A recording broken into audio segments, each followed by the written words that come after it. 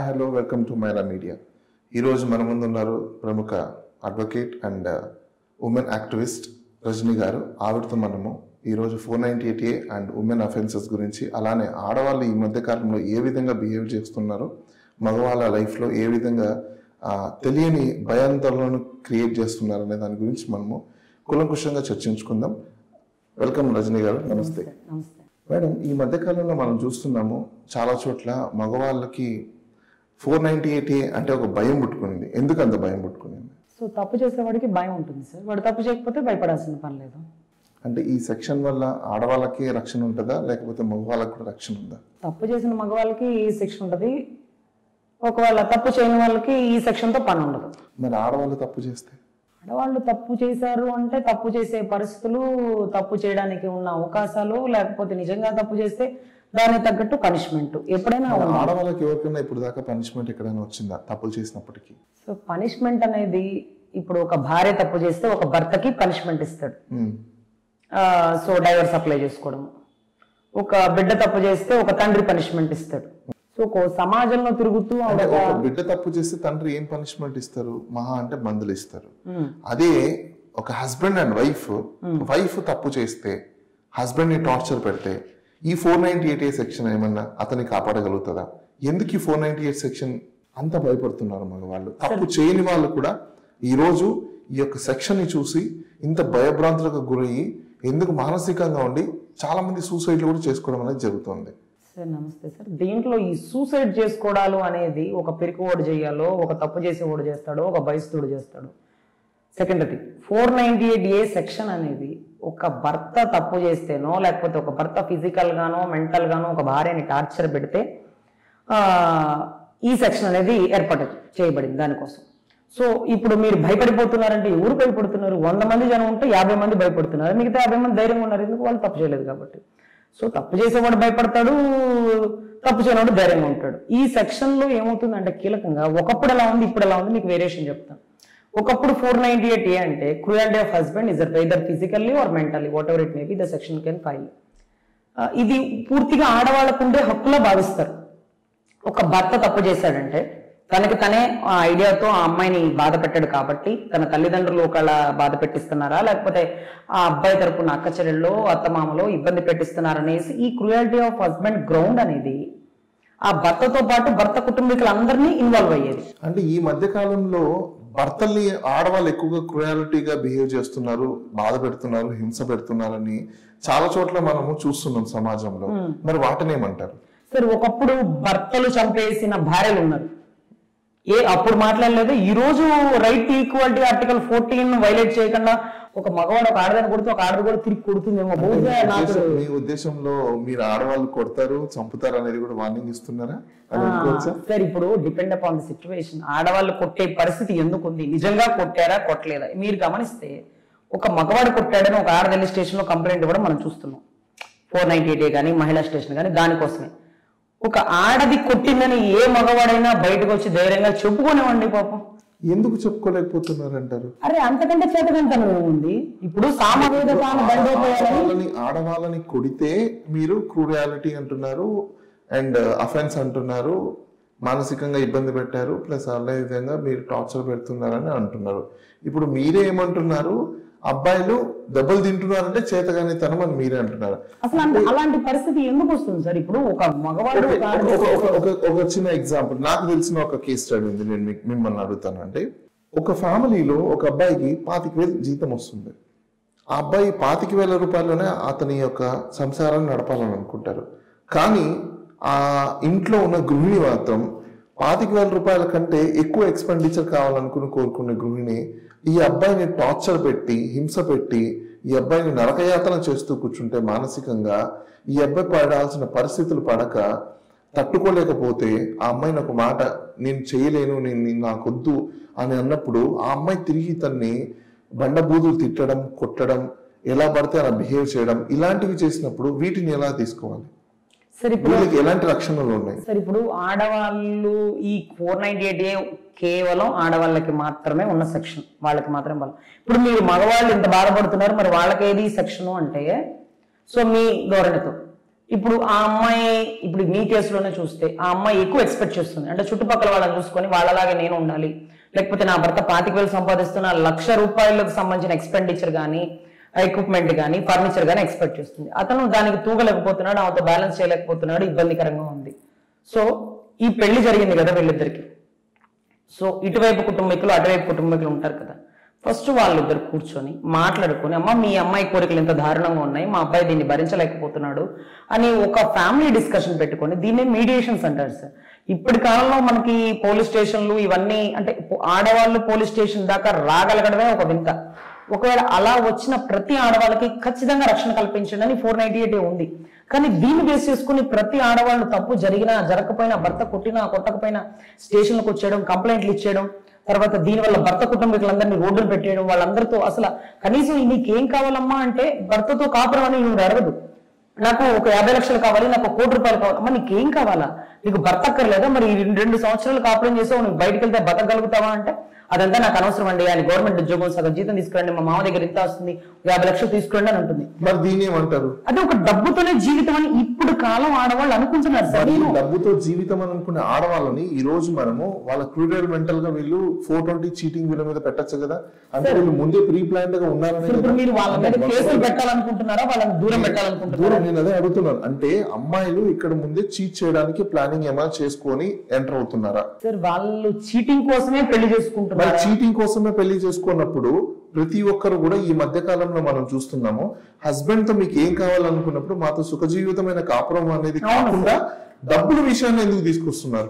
అదే చాలా ఆశ్చర్యకరమైన విషయం సార్. ఎందుకంటే 498A ఇచ్చింది భర్త కుటుంబీకులను మార్చమని, ఈ భార్యతో సక్రమంగా కాపురం చేయమని, డౌరీ ప్రొహిబిషన్ యాక్ట్ పెట్టి డౌరీ మళ్ళీ పెళ్ళైన తర్వాత అడగకుండా అని, తర్వాత ఆ బిడ్డకి మంచి చెడు గాని ఆరోగ్య అవసరాలు గాని అన్ని తీర్చమని ఇంత బలంగా సెక్షన్లు పెడితే వీళ్ళు ఇవన్నీ వదిలేసి మాకు నష్టపరిహారం కావాలా, మాకు డబ్బే కావాలా అని కూర్చుంటున్నారు. నిజంగా ఆశ్చర్యం వేస్తుంది. ఇక్కడ చాలా మంది నేను చూస్తున్నాను, గమనిస్తున్నాను కూడా, నష్టపరిహారం అని అంటున్నాము.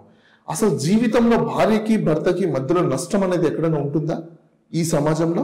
సార్ ఒకటి సార్, ఒక భర్త ఒక భార్య కలిసి కాపురం చేసిన తర్వాత, ఒక భర్త నుంచి భార్య విడిపోయిన తర్వాత ఆ భార్య ఎదుర్కొనే సమస్యలు విపరీతంగా ఉంటాయి. ఒక్కొక్కసారి ఇప్పుడు కాలంలో బయట తిరిగేస్తున్నారు, ధైర్యంగా చెప్పుకుంటున్నారు, కానీ ఒకప్పుడు భర్తని వదిలేశారు అంటే ఒక చులకన భావన చూస్తారు. అప్పుడు బాగా ఉండింది కదా. ఆ బాధ అనేది మామూలుగానే చెప్పినా ఆ నష్టం అనేది భార్యకి ఎక్కువ ఉంటుంది. ఎందుకంటే రోజు నిజంగా అంత నష్టం జరుగుతుంది ఆడవాళ్ళకి. సార్ నష్టం జరుగుతుందా అంటే ఎవరికి ఎక్కువ నష్టం జరుగుతుందంటే ఆడవాళ్ళకి నష్టం జరుగుతుంది, కానీ వాళ్ళు దాన్ని నష్టంగా భావించారు. నష్టం జరుగుతుంది, నష్టం జరగడానికి ఇదేమైనా బిజినెసా?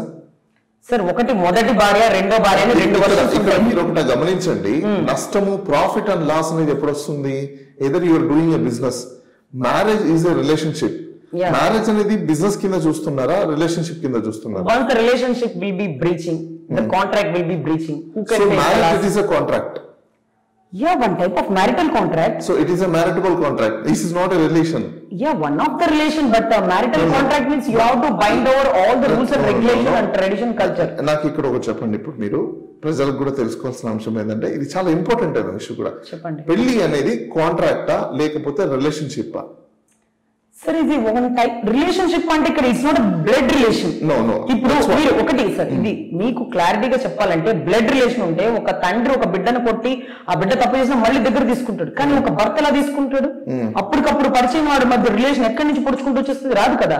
So they have to maintain some contract, some breach of agreement. ఏమో మా అమ్మాయిని జాగ్రత్తగా చెప్పండి, వినండి సార్, మీరు మా అమ్మాయిని జాగ్రత్తగా చూసుకోండి, మీకు ఏదైనా అవసరం ఉంటే మేము మంచి చెడు మేము చూసుకుంటాం, ఇదిగో మా అమ్మాయి ఇలా చెప్పినట్టు మీరు చేస్తుంది, ఇదంతా మీకు ఎట్లా అనిపిస్తుంది? One type of contract. మరి ఈ కాంట్రాక్ట్ లో ఎవరు బ్రీచ్ అయినా వాళ్ళకి పెనాల్టీ, జనరల్ కాంట్రాక్ట్స్ అయితే మనం చూస్తాము పెనాల్టీస్ ఉంటాయి. అదే విధంగా మ్యారేజెస్ లో పెనాల్టీ అంటే ఈ మధ్య కాలంలో భరణం అనడం ఇలాంటివి చేస్తాం అనుకుందాం, ఫైన్, ఇది బాగుంది. ఇన్ కేస్ ఇదే కాంట్రాక్ట్ ని అమ్మాయిలు ఒకవేళ బ్రీచ్ చేసి అబ్బాయి నాకు నచ్చలేదని చెప్పేసి వెళ్ళిపోయే అమ్మాయిలు, అప్పుడు ఈ అమ్మాయిలు అబ్బాయిలకు భరణం పే చేయగలుగుతారా, చేస్తారా? ఎందుకంటే బ్రీచ్ జరిగింది కదా, ఇది ఒక కాంట్రాక్ట్ కదా. అంటే ఇప్పుడు జరిగే ప్రతి పెళ్లి కూడా కాంట్రాక్ట్ అనే అంటారు మీరు, అవునా? ఒక అగ్రిమెంట్ అనేది ఉంటుంది సార్. ఎందుకంటే ఒక తండ్రి ఒక బిడ్డను అప్పచెప్పేటప్పుడు మా అమ్మాయిని జాగ్రత్తగా చూసుకో, లేకపోతే మా అమ్మాయి ఈ ఉద్యోగం చేస్తుంది, ఇది మా అమ్మాయికి ఇష్టపూర్వకంగా చేసుకుంటుంది. ఇప్పుడు ఒక డాక్టర్ ని ఒక పెళ్లి చేశాను సార్. ఎగ్జాంపుల్ మీరు ఏమంటున్నారంటే ఓన్లీ అమ్మాయి తరపున వాళ్ళు మాత్రమే కండిషన్స్ పెడతారు, అబ్బాయి వాళ్ళు పెట్టకూడదు అంటారా? 100% పెట్టచ్చు సార్. మీకు తెలుసా, మీకు గ్రౌండ్స్, మీరు చెప్పేది వినండి సార్. గ్రౌండ్స్ మీరు ఏమనుకుంటున్నారంటే ఒక మ్యారిటల్ డిస్ప్యూట్ వస్తే గ్రౌండ్స్ అమ్మాయికి ఎక్కువ బలం అనుకుంటున్నారు. ఎవరైతే తెలివిగలవాడో వాడు కూడా గ్రౌండ్స్ బేస్ చేస్తే ఆడవాళ్ళకి రూపాయి కూడా నష్టపరిహారం ఇవ్వకుండా కూడా ఉండే అవకాశాలు ఉన్నాయి. అంటే ఇప్పుడు మ్యారేజెస్ జరిగేవి ఎందుకంటే మీరు సమాజంలో ఎక్కువ ఉంటారు, ప్లస్ అది కాక మీరు మహిళల యొక్క రైట్స్ గురించి పోరాడుతున్నారు, మీకు అడ్వకేట్ కూడా కాబట్టి చాలా మ్యారేజెస్ కేసెస్ మీరు చూస్తుంటారు. సో ఇక్కడ మ్యారేజ్ అనేది ఈ రోజుల్లో మీరు కాంట్రాక్ట్ అన్నారు. సో కాంట్రాక్ట్ అన్నప్పుడు అమ్మాయి తరపున వాళ్ళు మాత్రమే కండిషన్స్ పెడుతున్నారు, అబ్బాయి తరపున వాళ్ళు కండిషన్స్ ఏమి ఉంటున్నాయి, ఏమి ఉండట్లేదు, నిల్లు ఉంటున్నాయి. సో ఈ కాంట్రాక్ట్ లో అమ్మాయి తరపున ఉన్న కండిషన్స్ ని మాత్రమే ఇతను ఫుల్ఫిల్ చేయాలన్నా, అంటే అబ్బాయి అనేవాడు సెక్యూరిటీ గార్డా లేకపోతే హస్బెండా? సార్ ఒకవాడు ఎప్పుడైతే కండిషన్స్ పెడుతున్నాడు అంటే వాడు గెలవలేక కండిషన్స్ పెట్టడమే. ఒక గెలిచేవాడు కండిషన్స్ పెట్టడు. ఇప్పుడు ఒకటి సార్, మీరు అడిగారు క్వశ్చన్, నేను నా సమాధానం వినండి. ఇప్పుడు అత్తగారింటికి అమ్మాయిని పంపిస్తున్నాం, అది ఎక్కడ ఉంటుంది అమ్మాయి? నిజంగా ఇప్పుడు అత్తగారింటికి అమ్మాయిలు వెళ్తున్నారా లేకపోతే? సరే, మీరు చెప్పిన కాంట్రాక్ట్ ప్రకారం అయితే దయచేసి అమ్మాయి ఇంటికి అబ్బాయి రాలేడు. ప్రజెంట్ ఇప్పుడు వస్తున్నాడో లేదో తెలియదు, వేరే కాపురం పెడుతున్నారు. కానీ మీకు సమాజంలో బాగా తెలుసు కాబట్టి మనం 90%. అదే సార్, మీరు క్వశ్చన్ అడిగారు, నా ఆన్సర్ వినండి సార్, చెప్తున్నాను కదా వినండి. ఇప్పుడు లిటరల్ గా మనం ఒక అత్తగారి ఇంటికి అమ్మాయిని పంపిస్తున్నాం సార్, అది వాళ్ళ ఇంట్లో ఉంటుంది, వాళ్ళ అట్మాస్ఫియర్ ఎట్లా ఉంటుందో అక్కడ అమ్మాయి ఉండిపోవాల్సిందే. అప్పుడు అమ్మాయికి అత్తగారింటి దగ్గరికి వెళ్ళేటప్పుడు ఈ తండ్రి చెప్తాడు, మా అమ్మాయిని డాక్టర్ చదివించాను, సో మా అమ్మాయి ఈ పలానా హాస్పిటల్లో పనిచేస్తుంది, దయచేసి అదే హాస్పిటల్ నుంచి కంటిన్యూ చేయండి, ఆ అమ్మాయి ప్రొఫెషన్ మాన్పించకండి. తర్వాత ఆ అమ్మాయికి ఇంత శాలరీ వస్తుంది, ఇప్పటి వరకు 5 lakhs వస్తుంది, మేము తీసుకోండి, ఇకపై ఏదైనా మీరు తీసుకోండి, ఆ ఉద్యోగం జాగ్రత్తగా చూడండి. తర్వాత ఆ అమ్మాయికి వంట పని అది పెద్దగా రాదు, కాస్త చూసుకోండనో, లేకపోతే ఈ పని వచ్చో ఆ పని చేయగలిగిద్దో అని చేస్తుందో, లేకపోతే మా అమ్మాయికి కొంచెం సైనస్ ప్రాబ్లం ఉంది, చలి దగ్గర ఎక్కువసేపు ఉండలేదనో, ఆ అమ్మాయికి సంబంధించినవన్నీ ఎందుకు చెప్తారంటే ఆ అమ్మాయి ఉండే ప్లేస్ అత్తగారింట్లో కాబట్టి. ఇప్పుడు మీరేమంటున్నారు, మరి ఆ అబ్బాయి వర్షం కూడా వినాలి కదంటే, ఆ అబ్బాయి ఏం చెప్తే ఆ అమ్మాయి అది ఓకే అవుతున్న కాంట్రాక్ట్ బ్రీచ్ లో ఉన్నారు కాబట్టి. మీరు గమనిస్తే ఆ సారి పెట్టి పంపించేటప్పుడు ఎప్పుడు అమ్మాయి తరపు తల్లిదండ్రులు అమ్మాయి బోర్ నేడుస్తుంది. మీరు ఎప్పుడైనా అబ్బాయి ఏడవడం చూసారా? అబ్బాయి తరపు తల్లిదండ్రులు ఏడవడం చూసారా? చూడలేదు కదా. ఎందుకు ఏడవరు? ఏం రోగమా? వీళ్ళు ఏడుస్తున్నప్పుడు వాళ్ళు కూడా ఏడవాలి కదా. ఇప్పుడు ఈ అమ్మాయి ఆ అబ్బాయి లాగేసుకుంటుంది, ఆ అబ్బాయి అమ్మాయి లాగేసుకోవాలి కదా, మరి వాళ్ళు కూడా ఏడవాలి కదా. వాళ్ళు ఎందుకు ఏడవరు అంటే మన పిల్ల మన ఇంటి దగ్గర నుంచి పక్క నుంచి బయటికి వెళ్ళిపోతుంది, వాళ్ళ హ్యాండ్ ఓవర్లోకి వెళ్ళిపోతుంది. ఇక మనం చెప్తే వినకపోవచ్చు, మన ఇంటికి రాలేకపోవచ్చు, పరిస్థితులు ఎలా ఉంటాయో. అంటే ఇక్కడ ఏంటి, తల్లిదండ్రులు వాళ్ళ పిల్ల వింటాదో వినదో అన్న ఒక దీంతో ఏడుస్తున్నారు తప్ప ఈ అమ్మాయి అక్కడ వెళ్ళిపోతుంది, మా చేతుల నుంచి వెళ్ళిపోతుంది అని ఏడుస్తున్నారు తప్ప నుంచి, అంటే వీళ్ళ పవర్ లూజ్ అవుతున్నారు, అంతే కదా. పవర్ అంటే సార్ ఇప్పుడు అత్తగారింటికి వెళ్ళిపోయాక వాళ్ళు వద్దంటే అక్కడ అదే కదా. ఇప్పుడు మీరు అనేది ఏంది, అత్తగారింటికి వెళ్ళిపోయిన తర్వాత మా మాట వినదు, వినదు కాదు, మన ఇంటికి రాలేని పరిస్థితి ఉండొచ్చు, ఉండకపోవచ్చు, వినదు సార్. ఎట్లా ఉంటుంది? ఒక నిమిషం మేడం, వాస్తవంగా సమాజంలో ఇప్పుడు మనం చూస్తున్న విధంగా ఎక్కడైనా కానీ అసలు ఇది ఒక రాంగ్ ట్రెడిషన్ అని మనం అనుకోవచ్చు. ఒక అమ్మాయిని మీరు వేరే అబ్బాయికి పెళ్లి చేసి పంపించేటప్పుడు జీవితకాలం ఇంకోసారి చూడకుండా అయితే లేరు, రైట్? మళ్ళీ పండగలకి పబ్బాలకి ప్రతి ఒక్క దానికి అమ్మాయి రిటర్న్ అయితే ఇంటికి వస్తుంది. కానీ ఇట్లాంటివి కొన్ని సైకలాజికల్ ప్రెషర్స్ వేసి ఒక సెంటిమెంట్ ని క్రియేట్ చేసి సింపతి ఒకటే గెయిన్ చేసుకుంటున్నారని అనుకుంటున్నారు జనాలు. మరి మీరేమంటారు?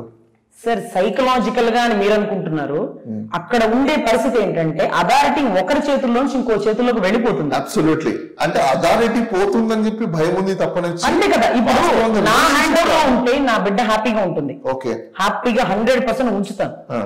పక్కవాడి హ్యాండ్ ఓవర్ లోకి వెళ్ళిపోతుంది, వాడు మంచివాడనే ఇచ్చాను అంటే. ఇక్కడ ఏంటి హ్యాండ్ ఓవర్? మీరు ఇక్కడ లాజిక్ ఆలోచించండి sir.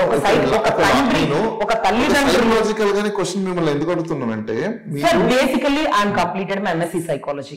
Depend upon the psychology. ఒక తల్లిదండ్రులు ఒక అమ్మాయిని ఇంకో దేశం పంపించి చదువుకు వెళ్ళేటప్పుడు అదే ఎయిర్పోర్ట్ లో ఎందుకు ఏడవారు సార్? ఎయిర్పోర్ట్ దగ్గరకు వచ్చి ఏడుస్తారు, అక్కడ జాగ్రత్తగా ఉండమ్మా, అక్కడ వాతావరణం ఎలా ఉంటుందని చెప్తుంటారు. మనం అందుబాటు లేని టైంలో ఇప్పుడు హాస్టల్ కి పోతూ ఉంటుంది, మళ్ళీ శనివారం వస్తుంది, మళ్ళీ పోతుంది, మళ్ళీ ఆదివారం, అప్పుడు తల్లిదండ్రులు ఏడవరే? ఎందుకంటే మనం చూడలేని ప్లేస లేకపోతే అక్కడి నుంచి రాలేని పరిస్థితులు ఉంటాయి కాబట్టి వాళ్ళు ఫీల్ అవుతారు. హస్బెండ్ యొక్క ప్లేస్ చూడలేనిది కాదు, రాలేనిది కాదు. సార్ ఇప్పుడు వాడు మైండ్ సెట్ బాగుంది, రేపు అక్కడికి వెళ్ళాక నువ్వు మీ అమ్మగారి ఇంటికి వెళ్ళడానికి వీలు లేదు అంటాడు. అమ్మా వాడితో నీకెందుకు, నువ్వు రా అని తండ్రి అనలేడు కదా, తండ్రి అనలేడు కదా. 1980s లోనో మీరు చెప్పింది బాగానే, సార్ ఇప్పుడుకైనా ఇప్పుడున్న ట్రెండ్ లో అలాంటివి నిజంగా ఉన్నాయంటారా? ఇంకా సార్ మీరు 100లో 90 మందిని చూస్తున్నారు, 100 మందిలో మనం ఒకసారి అనుకుందాం, 100 మందిలో 90 మంది అథారిటీస్ ఆడవాళ్లే ఉండొచ్చు. ఒక్క 10 మంది గురించైనా మీరు ఆలోచించండి. ఈ 10 మంది భర్త పంపిస్తేనే బ్యాగ్ సర్దుకొని పుట్టింటికి వెళ్లే వాళ్ళు ఉంటారు. భర్త పోనివ్వకపోతే ఇంటి పుట్టిల్లు మొహం చూడక కొన్ని సంవత్సరాల తరపుడు అత్తింట్లో నలిగిపోయిన వాళ్ళు ఉంటారు. 10% జనాల కోసం 90% జనాలను హింస పెడుతున్నారంటారా? ఇప్పుడు హింస తప్పు చేసుకుంటే హింస పడతారు సార్, తప్పు చేయడం ఎందుకు భయపడతారు? ఈ మధ్య కాలంలో మనం చూస్తే చాలా కేసులు అబ్బాయిలు సూసైడ్లు చేసుకున్నవి ఉన్నాయి. ఎందుకు సూసైడ్ చేసుకున్నామని అంటే అమ్మాయిలు పెట్టే యొక్క బాధను భరించలేక, బయట చెప్పుకోలేక, మానసికంగా ఎవరికి షేర్ చేసుకోలేక, వీళ్ళు పడే మానసిక యొక్క ఒత్తిడిలోనికి గురయ్యి అబ్బాయిలు ఎటువంటి సమాచారం చెప్పక చనిపోయే వాళ్ళు చాలా మంది ఉన్నారు. మనం రీసెంట్ గా కూడా చూసాం, ఒక అమ్మాయి చీట్ చేసిందని చెప్పేసి ఫారెన్ లో యూకేలోనే ఒక అబ్బాయి చనిపోవడం జరిగింది. అంటే ఇలా చీట్ చేసే వాళ్ళు చాలా మంది ఈ మధ్య కాలంలో ఎక్కువ చూస్తున్నాం మనం. అమ్మాయిలు హస్బెండ్స్ ని చంపేసి కూడా లవర్స్ ని హస్బెండ్ లా క్రియేట్ చేయడం కానివ్వండి, లేకపోతే డబ్బుల గురించి స్పెసిఫికల్ గా 1 year 1.5 year మ్యారేజ్ అయిపోయేసి డబ్బుల గురించే ప్రెజరైజ్ చేసే వాళ్ళని కానీ చూస్తున్నాం. ఇప్పుడు ఇలాంటివన్నీ ఎక్కువ అయిపోయే సందర్భాలు ఎక్కువ మనకు కనిపిస్తున్నాయి. మరి ఇటువంటి సందర్భాలలో ఆడవాళ్ళు ఏ విధంగా ఉంటే బాగుంటుంది అంటారు? సార్ తల్లిదండ్రులు ఎలా ఉంటారంటే అత్తగారింటికి వెళ్ళేటప్పుడు చెప్పాల్సినవన్నీ చెప్తారు. భర్త కొట్టినా పక్కింటి వాళ్ళకి చెప్పకూడదమ్మా, ఇది జరిగినా ఇలా చేయకూడదు, ఇలా చేయకూడదు, ఇలా చేయకూడదు అని చెప్పేవాళ్ళు. ఎప్పుడు పెద్దవాళ్ళు. ఆ పెద్దవాళ్ళ మాటలు ఎప్పుడైతే ఈ పిల్లలు వినడం మానేశారో, సభ్య సమాజానికి ఇచ్చే మెసేజ్ ఎలా ఉందంటే, ఆడవాళ్ళు ఈ రోజు క్రూరత్వంగా, అంటే ఒకప్పుడు ఆడవాళ్ళు మగవాళ్ళ చేతిలో బలైపోయారని 10 మంది జాలిపడేవాళ్ళు. ఈ రోజు ఆడవాళ్ళ చేతిలో మగవాళ్ళు బలైపోయారు, చనిపోయారని ఈ రోజు మీలాంటి వాళ్ళు చెప్పుకుంటుంటే మాకే ఆశ్చర్యం అవుతుంది. అలాంటి వాళ్ళు కూడా ఆడవాళ్ళ అంటే వాళ్ళ నైతిక విలువలు, వాళ్ళ సైకలాజికల్ వల్ల, వాళ్ళు చేసే పని వల్ల అందరూ ఆడవాళ్ళు తలదించుకోవాల్సిన పరిస్థితి వచ్చింది. ఈ రోజు అలాంటి వాళ్ళకి శిక్ష పడాలా వద్దా అంటే 100% పడాలా. ఇప్పుడు వాడి వల్ల ఈ అబ్బాయి చనిపోతే ఈ అబ్బాయి తల్లిదండ్రులు ఎంత కోల్పోయారు, ఎంత నష్టపోయారు.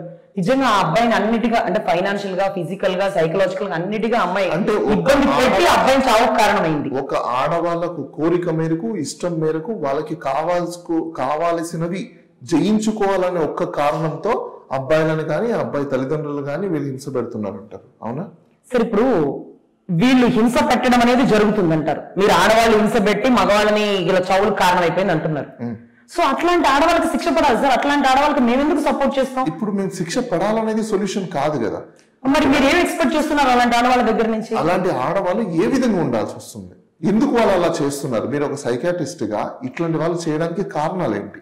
సార్ నేను సైకలాజికల్ గా ఒక 30 మంది పేషెంట్స్ ని వెరిఫై చేసినప్పుడు, నియర్ టు ఎర్రగడ్డ హాస్పిటల్లో చూసినప్పుడు, ఒక సాఫ్ట్వేర్ ఉద్యోగస్తుడు 3 లక్షలు శాలరీ తెచ్చేవాడు, ఒక భార్య ఎలా ఉండాలని ఆలోచించుకుని ఒక పల్లెటూరు అమ్మాయిని కట్నం లేకుండా చేసుకున్నప్పుడు, వాడు అమ్మాయి కలిసి 1 సంవత్సరం కాపురం చేసినప్పుడు, ఆ అమ్మాయికి అడిగినవన్నీ ఇచ్చిన తర్వాత కూడా ఆ అమ్మాయి కొన్ని మిస్కండక్ట్స్ చేసి, కొన్ని ఇల్లీగల్ రిలేషన్స్ మెయింటైన్ చేసి, అతన్ని పూర్తిగా మోసం చేసి, అతని సైకలాజికల్ డిప్రెషన్ చేసి, ఈ రోజు అంత శాలరీ వచ్చే సాఫ్ట్వేర్ ఎర్రగడ్డ హాస్పిటల్లో 32వ నెంబర్ బెడ్ మీద పేషెంట్ లాగా ఉన్నాడు.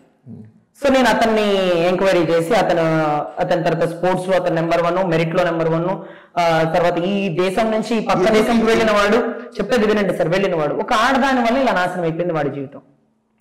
కేవలం ఒక భార్య వల్ల.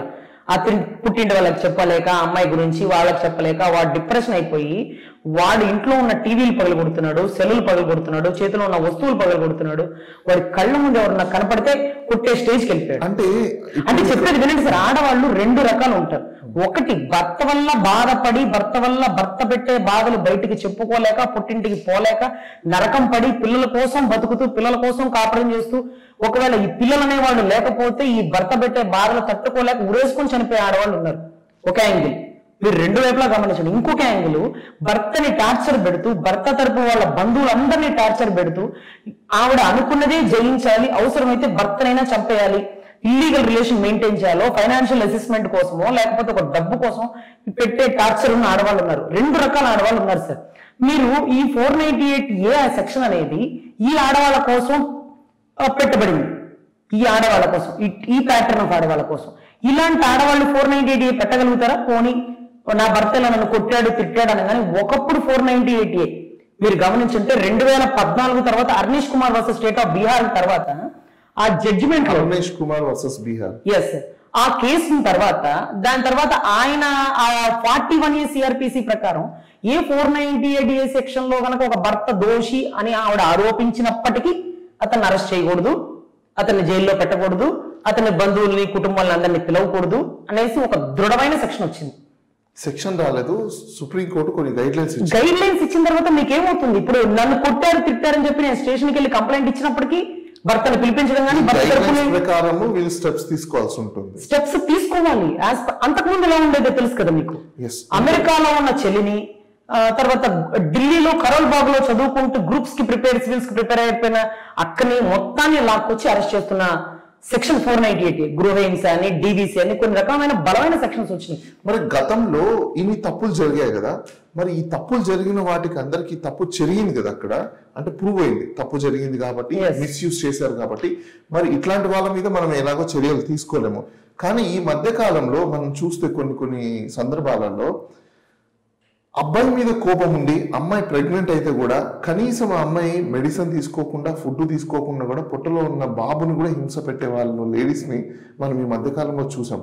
మరి ఇట్లాంటి వాళ్ళని మనం ఏ విధంగా ట్రీట్ చేయాలి? వాళ్ళని ఆడవాళ్ళు అనే కంటే సైకోలు అనడం బెటర్. ఎందుకంటే కోపం ఉందని భర్తని టార్చర్ పెట్టినా ఒక అందం, కడుపులో ఉన్న బిడ్డని టార్చర్ పెడితే అది ఎంత పాపం అంటే ఈవెన్ దో మన IPC సెక్షన్ కూడా కడుపులో ఉన్న బిడ్డని చంపడానికి ప్రయత్నిస్తే అదొక నేరంగా పరిగణించి నాన్ బెయిలబుల్ కేసుగా నిర్ధారించింది. సో ఆ పని చేసిన ఆ బిడ్డని చంపిన వాడికి బెయిల్ కూడా ఇవ్వకుండా లోపలేసేయమనింది. ఆ పని ఎవరు చేసినప్పటికీ తల్లైనా ఆ పనిష్మెంట్ కి అర్హురాలు. మీరు ఆడవాళ్ళు కదా అంటున్నారు. తప్పు చేస్తే ఆడవాళ్ళు ఏంటి మగవాళ్ళు ఏంటి sir? Right to equality 14 violate అయినట్టుగా. అంటే ఒక భర్త కొట్టినప్పుడు భార్య పోయి కంప్లైంట్ ఇస్తే, ఒక భార్య పోయినప్పుడు భర్త కూడా పోయి కంప్లైంట్ ఇస్తే కేసు కడతారా లేదా అంటే భర్త పోయింది. ఇప్పుడు లేడీస్ కున్న ఒక ఆయుధం ఏంది అంటే గతంలో జరిగిపోయిన తప్పులన్నింటినీ భర్త మీద ఇప్పుడు అవే తీసి చూపించి ఈ తప్పు చేశాడన్న ఒక కారణం చేత ఇప్పుడు నేను ఇలా చేయాల్సి వస్తుంది అన్న సందర్భాలు కూడా ఉన్నాయి కదా, మరి వాటిని ఎలా చూడాల్సి వస్తుంది? సార్ ఇప్పుడు ఒక భర్త భార్య మధ్య జరిగే డిస్కషన్ పూర్తిగా 4 గోడల మధ్య కొట్టుకున్నా తిట్టుకున్నా అది అక్కడితో అయిపోతుంది. పెద్ద మనుషుల్లో పెట్టినా అది అక్కడితో అయిపోతుంది. మీరు అనుకుంటున్న ఈ బలమైన సెక్షన్ మీరు మొత్తుకుంటున్నారు చూడండి. ఎప్పుడైతే ఒక ఆడది న్యాయం జరగదు సార్, అదే చెప్తున్నా. ఈ 498A సెక్షన్ ఎప్పుడైతే ఒక భర్త మీద భార్య పెట్టిందో ఆ ఒక్క కారణం మీద భర్త విడాకులు ఇచ్చినవి 282 కేసులు ఉన్నాయి సార్. నా కళ్ళతో నేను చూసినవి 282 కేసులు కేవలం FIR పెట్టిందని. ఆ అమ్మాయి ఒక చిన్న విషయం కదా సార్, తెలుసో తెలియకో ఏంటి మేడం తెలియకుండా చేసేది మా కుటుంబం మొత్తాన్ని స్టేషన్ కి పిలిపించింది. అదే అన్ని వీళ్ళు తెలియట్లా ఆ సెక్షన్ మనకి బలం అనుకుంటున్నారు. FIR అనే అంశం ఆ అమ్మాయికి ఒక చిన్న ఎగ్జాంపుల్ నేను మీకు చెప్తాను చూడండి. ఇప్పుడు FIR తెలుసో తెలియక అని మీరు అంటున్నారు. ఇప్పుడు తెలిసో తెలియక అంటే రోజు అన్నం తినడం మనకు తెలియకుండా ఉంటుందా సార్? మీకు రోజు నీళ్లు తాగడం మనకు తెలియకుండా ఉంటుందా సార్? మీకు అర్థమవుతుందా వాళ్ళకి సెక్షన్ బలం తెలియదు సార్. ఇప్పుడు మీరు ఒక్క నిమిషం, మీరు ఆడవాళ్ళ గురించి మాట్లాడుతున్నప్పుడు 498A వల్ల ఆవిడకి న్యాయం జరుగుతుందేమోనని స్టేషన్ కి వెళ్ళి ఆవిడ కంప్లైంట్ ఇచ్చింది. ఇస్తే ఇప్పుడు ఈ పోలీస్ డిపార్ట్మెంట్ వాళ్ళు ఏం చేయాలా? భర్త తరపు బంధువులందరినీ పిలిపించి ఎంక్వైరీ చేసి తర్వాత FIR కడుతున్నారు. ఇప్పుడు కొత్తగా వచ్చిన టెక్నాలజీ అనమాట. ఈ మధ్యలో భార్య 100 కంప్లైంట్లు భర్త మీద ఇచ్చిన ఈ మహిళా స్టేషన్ DSPలు ఎవరైతే ఉన్నారో ఇమీడియట్ గా FIR కట్టరు. FIR గురించి ఒక పోలీస్ ఆఫీసర్ కి ఒక న్యాయవాదికి తప్ప ఈ సాధారణ ప్రజలకి తెలియట్లా. FIR కట్టిన ఒక స్టూడెంట్ వాడి లైఫ్ నాశనం అయిపోతుంది. ఒక భర్త మీద ఒక భార్య FIR కడితే వాడి లైఫ్ పోయి వాడి కుటుంబం రోడ్డున పడి వాడు ఆ కారణం మీద విడాకులు ఇచ్చి చెప్పాను కదా మీకు. ఎందుకంటే ఆ అమ్మాయి తెలుసో తెలియకో వెళ్ళిందంటే ఒక మాట సార్, తెలుసో అంటే ఆ అమ్మాయిని అడిగాను ఏమో మరి FIR పెట్టడం కరెక్ట్ కాదు కదా, ఆ కుటుంబం అది కాదు మేడం రోజు కొడుతున్నాడు తిరుగుతున్నాడు ఏదైనా మాట్లాడేమో అని నేను స్టేషన్కి వచ్చానంటది. అంటే FIR పెడితే మారుతారు అంటే ఒక భయంతో కాపురం చేస్తాడేమో అని అనుకున్నాను మేడం. FIR పెట్టాడన్న ఒకే కారణంతో విడాకులు ఇచ్చేసాడు మేడం, నేను ఏం చేయాలంటుంది. మరి కరెక్టే కదండి. ఇప్పుడు అంటే వాడి తరపున వాదన కరెక్ట్ సార్, ఈఎంఐ తరపున వాదన కూడా కరెక్ట్. తరపున వాదన అంటే భయపెట్టి కాపురం చేయించుకోవాలనుకుంటుందా లేకపోతే మార్చి కాపురం చేయించుకోవాలనుకుంటుందా? అసలు మార్పుకి భయానికి అక్కడ ఉండే పల్లెటూరు ఆడవాళ్ళకి కానీ అక్కడ ఆ సెక్షన్ పెట్టిన సంవత్సరంలో కానీ డిఫరెన్స్ తెలియదు సార్. ఒక స్టేషన్కి ఎందుకు పోతారు? ఇంట్లో తల్లిదండ్రులు అమ్మ నా భర్త నన్ను కొడుతున్నాడంటే వాళ్ళు సపోర్ట్ చేస్తే ఆ అమ్మాయి స్టేషన్కి ఎందుకు పోవాల్సి వస్తుంది? ఎవరు పట్టించుకోలేక ఎవరితో చెప్పుకోవాలో తెలియక ఆ అమ్మాయి స్టేషన్కి పోతుంది. ఆ అమ్మాయి స్టేషన్కి పోయిన టైంలో ఏమవుతుంది? ఏ డిఎస్పీ గారో, కొంచెం తెలివైన డిఎస్పీనో, కొంచెం పెద్ద తరపు ఒక వయసు ఉన్న డిఎస్పీ ఏం చెప్తాడు? అమ్మా నీ భర్తకి భయం చెప్తాము, నీ భర్త మళ్ళీ ఆ తప్పు చేయకుండా చూస్తాను, నీకు మళ్ళీ నేను మాట్లాడిస్తాను, నేను వాళ్ళని పిలిపిస్తాను అంటాడు. ఇంకొకళ్ళు ఏం చేస్తారు? ఏమ్మా ఏం చేశాడు ఇది అంటే, సరే కంప్లైంట్ ఎఫ్ఐఆర్ చేసి పక్కన పడేయండి అంటాడు. ఎఫ్ఐఆర్ చేసి పక్కన పడేయండి అనే డిఎస్పీకి ఎఫ్ఐఆర్ పర్యవసానం ఏంటి, ఎఫ్ఐఆర్ వల్ల ఆ భర్త ఎంత బాధపడతాడో కూడా తెలుసు. కానీ ఆ భర్త మంచోడో కాడో కూడా తెలుసుకోవాలి కదా. దీని తర్వాత మీడియేషన్స్, కౌన్సిలింగ్ సెంటర్స్ అనేసి లోక్ అదాలత్ సంబంధించినవి కొన్ని అన్ని కోర్టులలో, అన్ని పోలీస్ స్టేషన్లో వచ్చేసింది. సో భార్య కంప్లైంట్ ఇచ్చేగానే భర్త మీద ఎఫ్ఐఆర్ చేసేరు. భార్య కంప్లైంట్ ఇవ్వగానే భర్త దగ్గర కుటుంబం ఏమ్మా ఇలా జరుగుతుంది అని కౌన్సిలింగ్ తర్వాత ఎఫ్ఐఆర్ చేస్తున్నారు. ఎఫ్ఐఆర్ వల్ల కొన్ని కుటుంబాలు విడిపోయి ఉన్నాయి. మీరు అంటున్నారు ఇది బలమైన సెక్షన్. ఈ బలమైన సెక్షన్ ఒక గోడలాగా మధ్యలో కూర్చొని ఒక చైనా వాళ్ళలాగా భారతదేశానికి చైనాకి మధ్య గోడ పెట్టినట్టుగా ఈ ఒక్క కారణం విడాకులు చేశారు. వాడు కొట్టినానికి తిట్టినానికి కూడా కాంప్రమైజ్ అయిపోయారు. కానీ ఏమైతుందంటే సెక్షన్ పెట్టింది మేడం, ఎఫ్ఐఆర్ పెట్టింది, మమ్మల్ని స్టేషన్ పిలిపించింది, మేము కోర్టుకు వెళ్ళాం, ఇంకా అట్లాంటి దాంట్లో నేనేం కాపురం చేస్తానంటాడు. నువ్వు ఎందుకమ్మా ఎఫ్ఐఆర్ పెట్టావని ఆమెను అడిగితే, లేదు మేడం నన్ను కొట్టి తిట్టి హింస పెడుతున్నాడు, మారిపోతాడేమో, భయపడి కనీసం పోలీసు వాళ్ళు అరుస్తారు, మళ్ళీ కేసులు పెడతారని కాపురం చేస్తాడేమో అని పెట్టాను. ఇప్పుడు ఈఎంఐ తప్పని చెప్పాలా, వాడి తప్పని చెప్పాలా? ఇప్పుడు అబ్బాయి చేసింది తప్పని అనుకుందాం ఒక పాయింట్ ఆఫ్ వ్యూలో, అమ్మాయి చేసిన దాంట్లో ఒక పాయింట్ ఆఫ్ వ్యూలో తప్పు అనుకుందాం. సే ఎగ్జాంపుల్ రైట్, ఈ అబ్బాయి కొట్టాడు తిట్టాడు అంటే మానవ సమాజంలో ప్రేమించడం అనేది మొదలు పెడితే, అది అబ్బాయి అయినా అమ్మాయి అయినా, ప్రేమించినప్పుడు అబ్బాయి ఎంత తప్పు చేసినా అది ప్రేమలో కొట్టుకుపోతుంది, అమ్మాయి ఎన్ని తప్పులు చేసినా ప్రేమలో కొట్టుకుపోతుంది. మనం చాలా కేసెస్ కూడా చూసాం. అమ్మాయి అక్రమ సంబంధాలు పెట్టుకొని సంవత్సరాల తరబడి బయటికి వెళ్ళేసి వచ్చినప్పటికీ కూడా హస్బెండ్ యాక్సెప్ట్ చేసి ఆ అమ్మాయితో సహజీవనం కాపురం చేసి వాళ్ళ జీవితాన్ని నడిపిన వాళ్ళు కూడా చాలా మంది ఉన్నారు. అంటే ఇక్కడ ప్రేమ అనేది లోపం ఉంది. ఈ ప్రేమ లేకపోవడం వల్ల ఇలాంటి ఇష్యూస్ అన్ని ఎక్కువ వస్తున్నాయి. మీరేమంటారు? నాకైతే ఒక భార్య తప్పు చేసినా ప్రేమ ఎక్కువై భర్త తీసుకోవాలంటే నేను ఒప్పుకోను సార్. ఒక భర్త తప్పు చేసినా చాలా కేసెస్ ఉన్నాయి కదా సమాజంలో, మనం చూసాం కూడా. అంటే అక్కడ ప్రేమ, సార్ ప్రేమ అనే మాట అసలు దరిద్రం సార్. ఎందుకంటే వాడికి నిజంగా అమ్మాయి మీద ప్రేమ ఉంటే నేను ఒకటి చెప్తాను. ఈ మధ్య కాలంలో మనం చూసాం, ఎక్కువగా మూవీస్ ని చూసి ఈ సమాజం ఇంపాక్ట్ అవుతుంది. మూవీ ఇండస్ట్రీలోనే చాలా మంది ఎంతమంది పెళ్లిళ్ళు చేసుకొని విడిపోయి మళ్ళీ ఇంకొకరిని పెళ్లిళ్ళు చేసుకొని విడిపోయి మళ్ళీ విడిపోయిన తర్వాత మళ్ళీ మొదటి మొగుడుతోనే మళ్ళీ పెళ్లి చేసుకొని వచ్చి ఉండేవాళ్ళు. ఇలాంటివి మనం కోకొల్లా చూస్తున్నాం సార్. అలాంటివి చూస్తున్నప్పుడు ఇన్ని పెళ్లిళ్ళు చేసుకున్నా పెళ్లి బాండ్ అనేది ఉన్నప్పుడు ఒక భర్త ఒక భార్య ఉంటాడు. ఈవిడితో నచ్చలేదు అనుకో విడాకులు ఇచ్చుకుంటాడు, మళ్ళీ ఇంకో దాన్ని చేసుకుంటాడు, మళ్ళీ ఆ భర్త భార్య ఉంటాడు, మళ్ళీ నచ్చిన విడాకులు తీసుకుని ఇంకో భార్య వస్తుంది, మళ్ళీ ఈవిడితోనే ఉంటాడు. నచ్చకపోతే విడాకులు తీసుకుని రిలేషన్ మెయింటైన్ చేయడం కరెక్టే, కానీ ఈ ఇద్దరు ఒక రిలేషన్ లో ఉంటా ఈవిడ ఇంకొకరితో వాడు ఇంకొకరితో పోవడం అనేది చాలా తప్పు. నేను అదే అంటున్నాను ఇక్కడ. ఇప్పుడు మీరు చూసుంటారు ఎంతో మంది 2 పెళ్లిళ్ళు చేసుకున్నారు, 3 పెళ్లిళ్ళు చేసుకున్నారు అంటారు. అంటే వాడు తప్పు చేయడం చేతగాక ఇంకో పెళ్లి చేసుకున్నాడని దీంట్లో ఎక్స్పెక్ట్ చేయాలి. నిజంగా మీరు అన్నారు కదా ప్రేమ ఉంటే భార్య చేసే తప్పుల్ని భరించచ్చు కదా, లేకపోతే భార్యకి భరించమని చెప్పట్లేదు.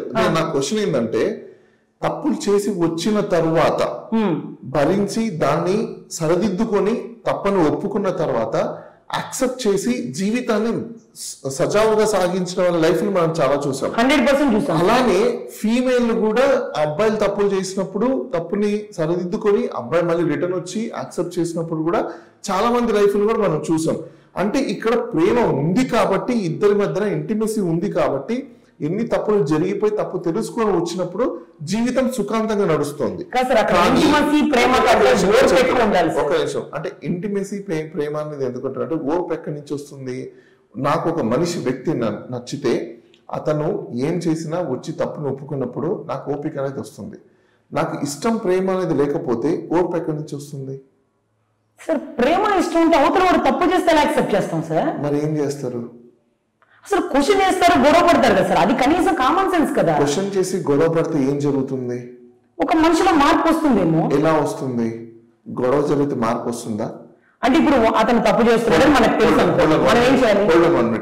గొడవ చేస్తే మార్పు వస్తుందా? సరే గొడవ చేస్తే మార్పు వస్తుందంటే కొన్ని వేల సంవత్సరాల నుంచి రాజ్యాలు మనుషులు అందరూ గొడవలు చేస్తూనే ఉన్నారు. ఎందుకు మార్పు రాలేదు మానవ సమాజంలో? సరే ఇప్పుడు మీ ధోరణి ప్రకారం నేనేం చెప్పాలంటే ధోరణి కాదు, మీరు అంటున్న విధానం ఏంటంటే భర్త ఎన్ని తప్పులు చేసినా భార్య భర్త ఎవరైనప్పటికీ సరే ఎవరైనప్పటికే సార్ ఒక విషయం ఆలోచించండి. నిజంగా ఒక భర్త తప్పు చేస్తుంటే ఒక భార్య భర్త అని కాదు, సరే ఒక భార్య తప్పు చేస్తుంటే పోనీ చెప్పేదేనండి, ఒక భార్య తప్పు చేస్తుంటే భార్య కాదు, ఒక భార్య భర్త తప్పులు చేసి ఒప్పుకొని మళ్ళీ వాళ్ళు రియలైజ్ అయినప్పుడు ప్రేమ ఉండి ఉంటే వాళ్ళు యాక్సెప్ట్ చేసి వాళ్ళ జీవితాన్ని సాగిస్తారు. రైట్? 100% రైట్. భార్య భర్త ఎవరు తప్పులు చేసినా ఆ తప్పుల్ని సరిదిద్దుకోవాలనుకున్నప్పుడు ఇద్దరు ఒకటైనప్పుడు మళ్ళీ వాటిని క్షమించి మానసికంగా వీళ్ళని మార్చుకొని వీళ్ళ లైఫ్ని తీసుకెళ్తారా? లేదు అంటే నువ్వు తప్పు చేసావు కదా అని చెప్పేసి పోలీస్ స్టేషన్లోకి వెళ్ళి ఎఫ్ఐఆర్ పెట్టి ఇతని మీద కసి తీర్చుకుంటే జీవితాలు బాగుపడతాయా? ఏం చేస్తే బాగుంటది? సార్ ఒకటి భార్యాభర్తల సంబంధం అంటే ఇందాక మీరు అన్నట్టు ఒక కాంట్రాక్ట్, ఒక అగ్రిమెంట్, ఒక రిలేషన్ ఏమైనప్పటికీ ఇద్దరి మధ్య మ్యూచువల్ అండర్స్టాండింగ్ ఉండాలి. ఒకళ్ళు భార్య తప్పు చేసిందని భర్త తప్పు చేసిందని భార్య, ఇలా వివిధ రకాలుగా పోతూ ఉంటే ఈ రిలేషన్స్ పెళ్ళైన సంవత్సరంలోపే విడాకులు వచ్చినాయి, కొన్ని వందల వేల కేసులు వచ్చేసినాయి మీరు చూస్తుంటే. ఒక నిజంగానే భార్య తప్పు చేసి భర్త ఓర్చుకోలేకపోతే డైవర్స్ తీసుకోవడం కరెక్ట్ సార్. భార్య తప్పు చేసి భర్త చూడలేకపోతే సొల్యూషన్ అంటారా?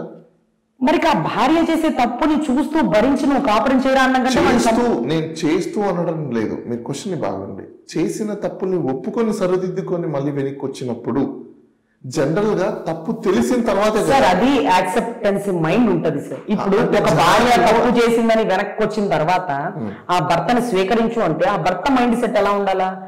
స్వీకరించే ధోరణితో కొంతమంది ఉంటారు, స్వీకరించిన ధోరణితో కొంతమంది ఉంటారు. బలవంతంగా స్వీకరించమనే అధికారం మనకు లేదు సార్. బలవంతంగా నేను అనట్లేదు, స్వీకరించినప్పుడు ఎవరికి వాళ్ళు విడిపోవడం ఉత్తమం. 100%. విడిపోకుండా వీళ్ళని టార్చర్ పెట్టడం ఎంతవరకు కరెక్ట్ అంటారు? Exactly sir. అయితే విడిపోవాలి, లేకపోతే కలిసి హ్యాపీగా ఉండాలి. ఈ మధ్యలో పెట్టే టార్చర్ వల్ల పిల్లల జీవితాలు నాశనం అవుతాయి, కుటుంబాల జీవితాలు నాశనం అవుతాయి.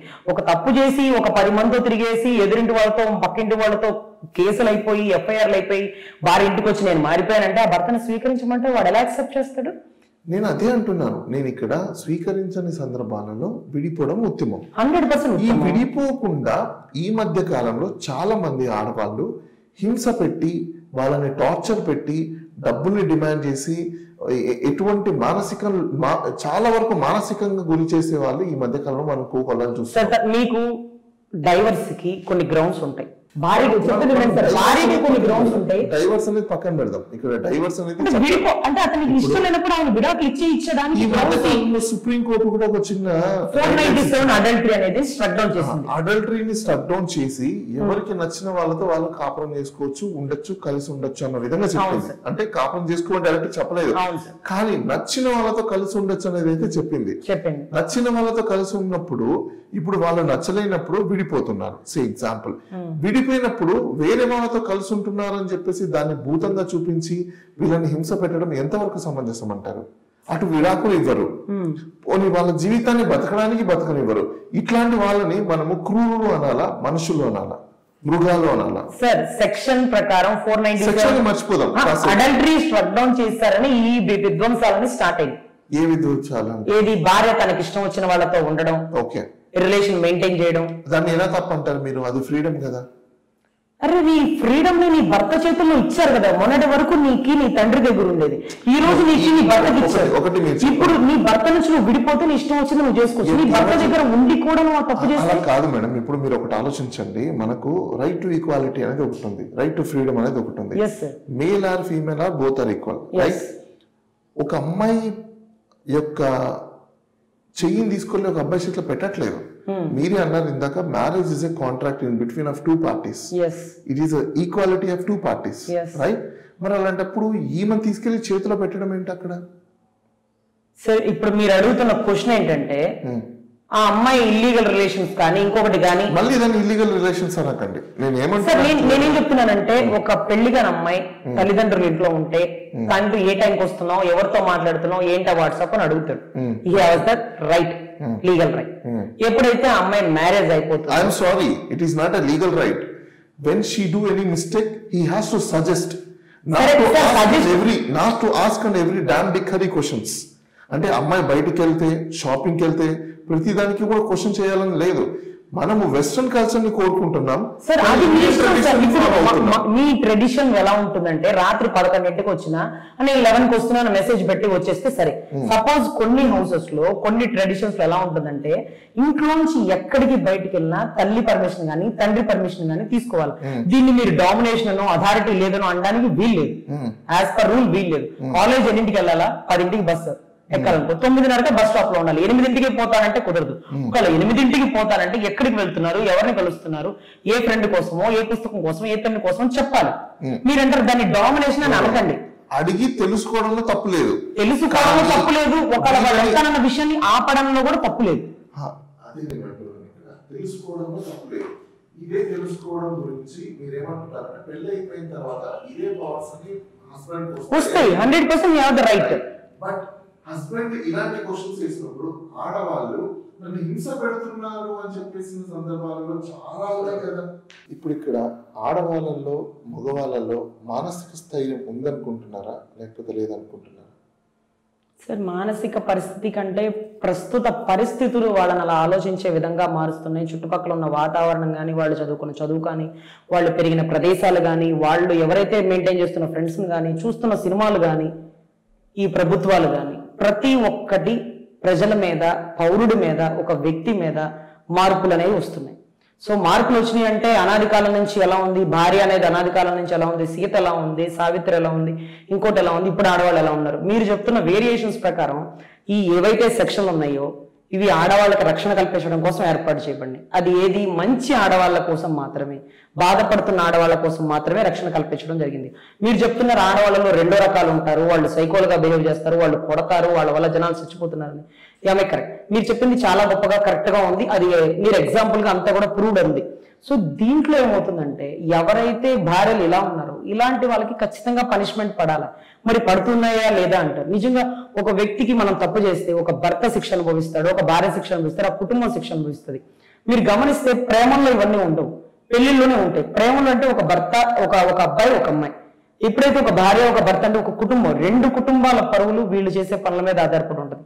ఒక భర్త కొట్టాడని ఒక భార్య పోయి కంప్లైంట్ ఇస్తే ఆ భార్య భర్త తరపు కుటుంబీకులు అందరూ అవమానపడతారు. ఒక భార్య తప్పు చేస్తుందని భర్త చెప్తే ఆ భర్త కుటుంబీకులు ఇప్పుడు 2 కుటుంబాలు బాధపడడానికి కారణం ఏంటంటే వీళ్ళ మానసిక పరిస్థితి బాగోపోవడము, వీళ్ళ మధ్య అండర్స్టాండింగ్ లేకపోవడమో కారణం.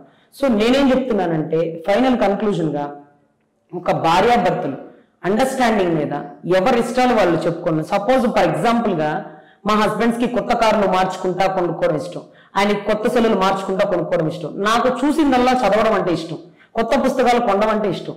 ఇద్దరి మధ్య మ్యూచువల్ అండర్స్టాండింగ్ పెట్టుకున్నాం. నీ ఫోన్ల గురించి నేను అడగను, నువ్వు ఎన్ని కార్లు మారుస్తున్నా నేను అడగను.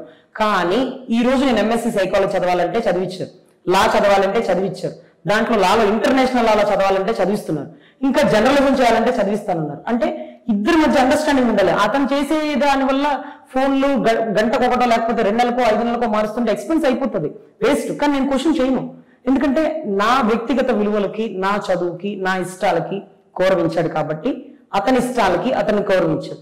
అతనికి చెప్పొచ్చు చూసేవాళ్ళు, అరే చూసిందల్లా నీ భార్య చదవడం ఏంటి, నువ్వు అంత అవకాశం ఎందుకు ఇస్తున్నావు, చదువు మానిపించి ఇంట్లో కూర్చోబెట్టచ్చా అని అతనికి కూడా చెప్తారు. కానీ మీరు గమనించండి, అతను నా చదువుకి, నా ఇష్టానికి, నా ఇంపార్టెన్స్ కి విలువిచ్చాడు. అతను తప్పు చేస్తుండొచ్చు, కానీ అతని తప్పుకో అతను ఒప్పుకో నేను గౌరవిస్తున్నా. అంటే ఇక్కడ ఇద్దరి మధ్య మ్యూచువల్ అండర్స్టాండింగ్ ఉండాలి.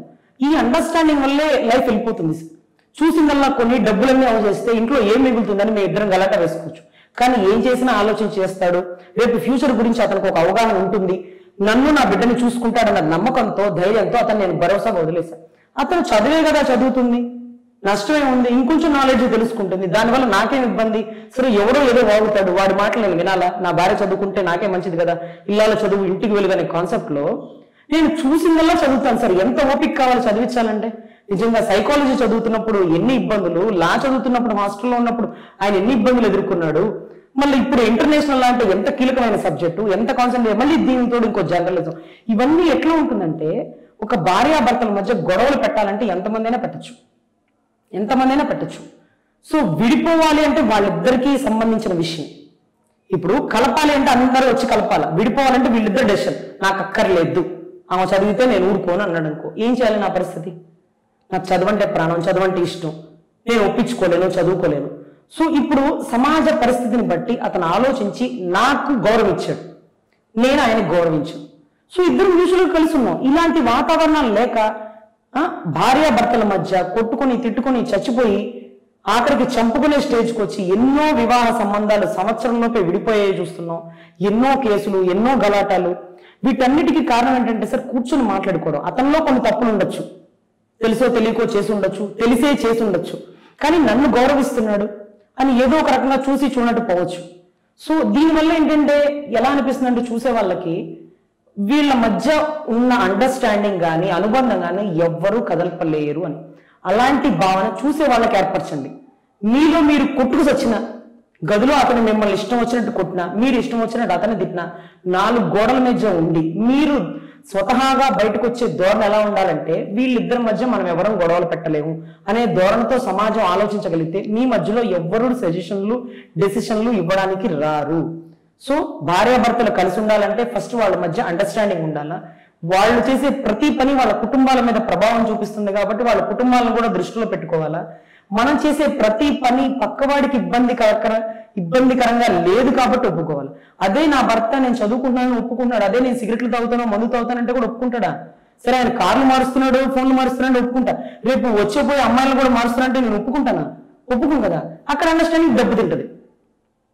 మరి మీరే చెప్పారు కదా అండర్స్టాండింగ్ ఉండాలి భార్యాభర్త. తప్పులు ఎవరు ఒప్పుకోమంటున్నారు? పోయిన నెల ఒక ఫోన్ ఈ నెల ఒక ఫోన్ అంటే ఒప్పుకున్నాను, నన్ను కదా ఇంకొక దాన్ని మారుస్తానంటే ఒప్పుకుంటానా? ఒప్పుకోనుగా. ఫోన్లో చదువుకుంటుంది కదా అని ఒప్పుకుంటాడు. అదే కానీ ఏదో సిగరెట్ తాగుతుంది మందు అవుతుందంటే ఒప్పుకుంటాడు ఆయన? ఒప్పుకోడు కదా. సో అక్కడ ఒప్పుకునేవి ఒప్పుకోనేవి కూడా ఉంటాయి. మళ్ళీ మీరు చెప్పారు కదా అండర్స్టాండింగ్ ఉండాలి, ఆయన ఏం చేసినా ఒప్పుకోవాలి, నువ్వేం చేసినా ఒప్పుకోవాలి అనేది కాదు. ఒప్పుకోనివి మన వల్ల సమాజానికి డ్యామేజ్, మనకి ఇబ్బందికరంగా ఉన్నవి ఒప్పుకోకూడదు. సో దీనివల్ల ఏంటంటే భార్యాభర్తలు కలిసి ఉండాలి అంటే నచ్చేవి నచ్చనివి, అండర్స్టాండింగ్ అయ్యేవి అవ్వనివి అవ్వకూడనివి కూడా వీటన్నిటిని బేస్ చేసుకుని నిజంగా ఇబ్బందికరంగా ఉంటే సామరస్యంగా మ్యూచువల్ అండర్స్టాండింగ్తో విడిపోయి ప్రశాంతంగా ఎవరి జీవితాన్ని వాళ్ళు లీడ్ చేయడం.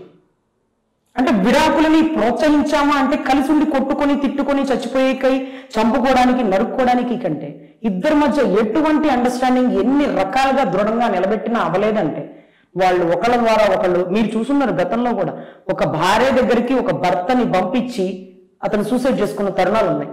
అంటే మీరు వెళ్ళి కాపురం చేయండి సార్, లేకపోతే ఆవిడ ఎఫ్ఐఆర్ పెడితే మీ ఉద్యోగం పోదు సార్, మీ కుటుంబాలు రోడ్డున పడతాయి అంటే ఆవిడ చేసే పనులకి ఆవిడ దగ్గరికి పోవడం కంటే చచ్చిపోవడం మేలన్నారు. అట్లాంటి లైవ్ ఎగ్జాంపుల్ చూసిన రోజు సార్ చచ్చిపోతే మీరు ఒక్కళ్ళే చచ్చిపోతారు, మీ వల్ల మీ అమ్మ నాన్న మీ అక్క చెల్లి చచ్చిపోతున్నారు సార్, మీరు ఏదో రేపు పొద్దున్నకు ఆలోచించుకోండి సార్ అని నా నోటితో నేను చెప్పిన వ్యక్తులు తెల్లారికల్లా చచ్చిపోయారు సార్. ఆశ్చర్యకరం వేసింది ఏంటంటే భార్య దగ్గరికి వెళ్ళి కాపురం చేసుకోరా బాబు, ఆవిడ నీ మీద కంప్లైంట్ పెడితే నువ్వు గవర్నమెంట్ ఉద్యోగస్తులు ఉద్యోగం పోయింది, నీదే కాదు మీ తల్లిదండ్రులు ఇబ్బంది పడుతున్నారంటే ఆవిడ దగ్గర పోవడం కానీ చచ్చిపోవడం ఏమంటే ఏదో మాట వరుస కన్నాడు అనుకున్నావు, నిజంగానే చచ్చిపోయాడు. అట్లాంటప్పుడు నాకేమనిపించింది అంటే ఊరు బాబాయ్ వద్దు, ఎవరికాళ్ళు విడిపోయి బాగుండడమే కరెక్ట్ అనిపించి ఆ లైవ్ ఎగ్జాంపుల్ చూసేటప్పటికి మేము ఎస్ఐలు సీఎలు అందరం దిమ్మరిపోయాం sir. Literally it was a live example for my side. అసలు నిజంగా వెళ్ళండి సార్, లేకపోతే అందరూ రోడ్డును పడిపోతున్నారు, మీ అమ్మ అసలు లెగవలేదు, మీ నాన్నగారు మంచంలో పట్టుకుని మరి తీసుకొస్తున్నారు స్టేషన్కి, మీ వల్ల అంతమంది ఇబ్బంది పడ్డ అవసరమా అంటే నేను పోతే అన్ని సమస్యలు పోతాయి అన్న ఉద్దేశంతో ఆ వ్యక్తి చచ్చిపోయాడు. అట్లాంటప్పుడు డైవర్స్ 100% కరెక్ట్ సార్. అతను బతుకుండేవాడు, ఆవిడ బ్రతుకుండేదో, లేకపోతే ఆ కుటుంబాలు రోడ్డును పడుకుని ఉండేవో. ఇప్పుడు చూడండి ఎంత డ్యామేజ్ జరిగిపోయిందో. అసలు చాలా మంది సార్, చాలా మంది మగవాళ్ళు సూసైడ్ చేసుకొని చచ్చిపోతుంటే మా ఆడవాళ్ళు ఇంత భయంకరంగా తయారైపోయారు అనుకుంటున్నాం. అసలు ఒక భర్త పెట్టి టార్చర్ భరించలేక భార్య చచ్చిపోతుంది. టార్చర్ ఒకటే కాదు, సమాజంలో కూడా సామాజిక కోణం లేకుండా సమాజంలో ఉన్న పౌరులు చాలా మంది ఉన్నారు. అదే విధంగా మనల్ని కాపాడాల్సిన వ్యవస్థలు కూడా అదే విధంగా ఉన్నాయి. అవునా సార్? లిటరల్ గా నాకు అసలు నేను చెప్తున్నాను కదా సార్, కొన్ని సెక్షన్స్ మగవాళ్ళకి ఎందుకు ఇవ్వలేదా అని అతను చనిపోయి కనిపించింది సార్. నా కళ్ళతో నేను చూసిన ఎగ్జాంపుల్. ఇంకొక వ్యక్తి కూడా ఫోన్ చేస్తున్నాడు సార్, ఆ అమ్మాయిని పెళ్లి చేసుకున్నాం మేడం, వాళ్ళ అమ్మగారికి నాన్నగారికి నచ్చలేదు, మమ్మల్ని ఇద్దరు విడదీస్తున్నారు, మీరు నన్ను ఎట్లయినా కాపాడండి, ఆ అమ్మాయి నాకు కావాలి, ఆ అమ్మాయిని వాళ్ళ అమ్మోళ్ళు తీసుకెళ్లిపోయారంటే నేను లిటరల్లీ ఫోన్లో సార్ నేను చెప్పిన సమాధానం, సార్ మీ తరపు వాదన ఎట్లా వింటాను, ఆ అమ్మాయితో కూడా మాట్లాడేవండి సార్ అన్నాను. తర్వాత చూస్తే ఒక 1 వీక్ కట్ చేసి చూస్తే ఇది ఒక పని మీద స్టేషన్కి వచ్చినా అతను ఎప్పటి నుంచో మొత్తుకుంటున్నాడు కదా అని సిఐ గారు చెప్పారు. సరే ఇలా అరండల్పేట పలానా ఏరియాలో ఒక స్టేషన్ ఒక అబ్బాయిని కంప్లైంట్ ఇచ్చినారు సార్, అలా అతను కేసు చూద్దామంటే అతను చనిపోయి 2 days అయిందండి అన్నాడు. అతను చెప్పి నాకు 4 days, అతను చనిపోయి 2 days అంటే అతను నేను చెప్పాక ఆలోచించే టైం కూడా అతనికి లేదు. ఎందుకంటే ఒకటి అమ్మాయి కావాలి, అమ్మాయి లేకపోతే చచ్చిపోవడం, ఇంకింతే. సో నాకేమనిపిస్తుంది అంటే ఆడవాళ్ళు ఇలా కూడా ఉంటారా, అసలు ఇలా ఆడవాళ్ళు ఉన్నప్పుడు సమాజానికి ఏం మెసేజ్ ఇస్తున్నాము అనేది కూడా అర్థం కావట్లేదు. సో నేనేం చెప్తున్నానంటే మంచి ఆడవాళ్ళు ఉంటారు సార్, చెడ్డ ఆడవాళ్ళు ఉంటారు. మంచి ఆడవాళ్ళ కోసం ఎన్నో బలమైన సెక్షన్లు, డోరీ ప్రొబేషన్ యాక్షన్ ఉన్నాయి. చెడ్డ పని చేసే ఆడవాళ్ళకు కూడా బలమైన సెక్షన్లు, బలమైన ధోరణితో మీరు గ్రౌండ్స్ బేస్ చేసి వాళ్ళకి డైవర్స్ ఇచ్చేయచ్చు, వాళ్ళకి పనిష్మెంట్ వేయచ్చు. వాళ్ళు ఇంకా గట్టిగా ఇంకో రెండోసారి తప్పు చేయకుండా కూడా మీరు తగిన శిక్ష విధించవచ్చు. సో నేను ఆడవాళ్ళకి ఫేవరే మాట్లాడలేదు సార్, ఆడవాళ్ళు తప్పు చేసే ఆడవాళ్ళకు కూడా గురించి కూడా మీకు చెప్తున్నాను. నమస్తే. చూసాం కదండి, మరిన్ని విషయాల గురించి మనం మళ్ళీ ఇంకో ఎపిసోడ్ కూడా చేద్దాము. నమస్తే. Please do subscribe Myra Media. Please subscribe Myra Media. Subscribe to Myra Media. Please like, share and subscribe to Myra Media for lot of film news, gossips and hot news. Please like, share and subscribe to Myra Media. For more interesting updates, please subscribe to Myra Media YouTube channel. For more updates, please subscribe to Myra Media. So like, share and subscribe to Myra Media.